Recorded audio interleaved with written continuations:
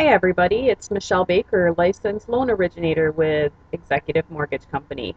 Today is March 9th. Coming to you today with some information that I thought you would be interested in knowing about income, employment, and unemployment, and how those relate to how we calculate income in regards to helping somebody obtain a mortgage.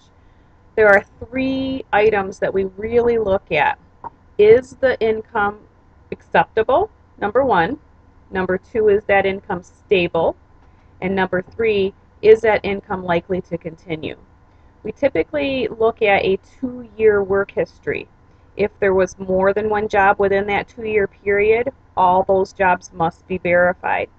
We're also looking to obtain the most recent 2 to 4 paycheck stubs covering the most recent 30 days and with at least 30 days year-to-date earnings.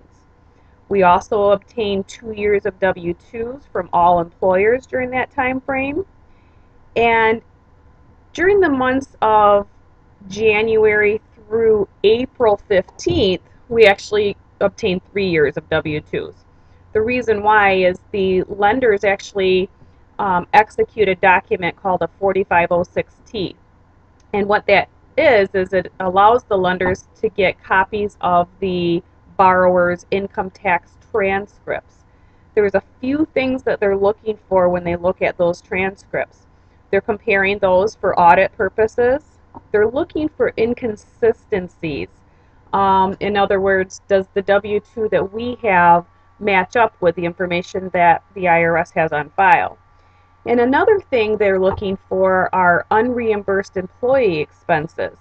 Sometimes we have a W-2 employee who we have no idea actually writes off certain employee expenses, and we actually do have to subtract that from their monthly income.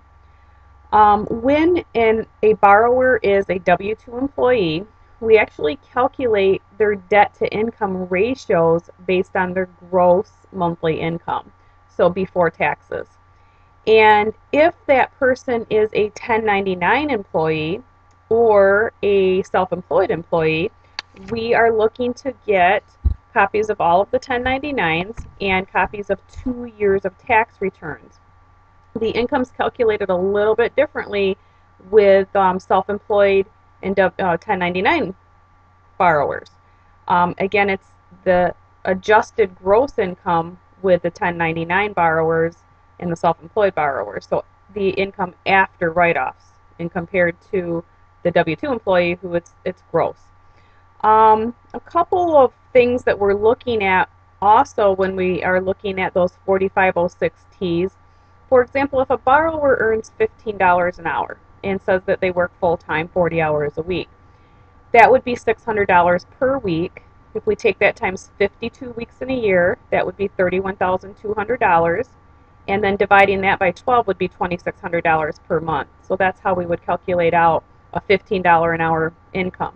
But then when we go back and look at their W-2s, remember at $15 an hour they would make about $31,200. We go back and look at their W-2s and say they only made $20,000 last year. We have to then find out what happened. Did they get laid off? Were they on medical leave?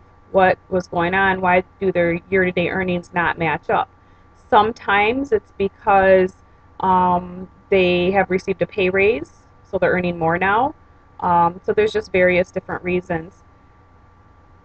When we look at an employment analysis, we will look at borrowers who may not necessarily have a full 2-year work history. But if they have had the ability to maintain employee over what we call a reasonable period of time, that may be an acceptable source of income. A borrower who works in a field where there's continuing demand or opportunity for advancement may be able to qualify with less than a 2-year history. A borrower who changes jobs frequently in order to maintain the same level of income. So they don't have to necessarily be at the same job for 2 years, so long as they're maintaining the same level of income or better when they do change jobs. A borrower who is a seasonal worker, we can use that income. It's a 2-year average, and so long as they've been doing it for 2 years or longer, we can also use the unemployment income and do a 2-year average of that as well. Other times that we can accept less than a 2-year work history would be if a borrower is able to maintain good credit during a period of unstable employment and reestablish themselves for, again, a reasonable amount of time with their new employment. In regards to W-2 employees who earn monies or more than 25% of their income from commissions, we typically also do need to get copies of the W-2s and copies of their tax returns, and we're looking for a 2-year average, also subtracting out any unreimbursed employee expenses. So any types of write-offs, even though they're W-2 employees, we're still calculating the income out similarly to how we would calculate out another self-employed borrower. So with the way that the economy has been, with so many different people changing jobs, losing jobs, that type of thing, I thought that it would be very beneficial to explain to you what we're looking for in regards to income.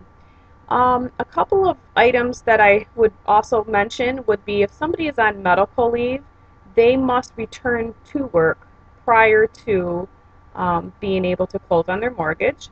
And then a couple of unacceptable sources of income.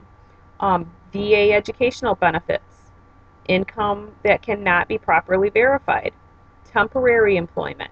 Unless that temporary employment has more than a 2-year history, we can, in some cases, consider that temporary employment income.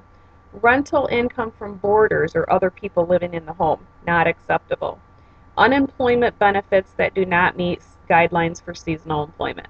So that's just a snapshot of the types of things that we look at when we're analyzing income for mortgage purposes.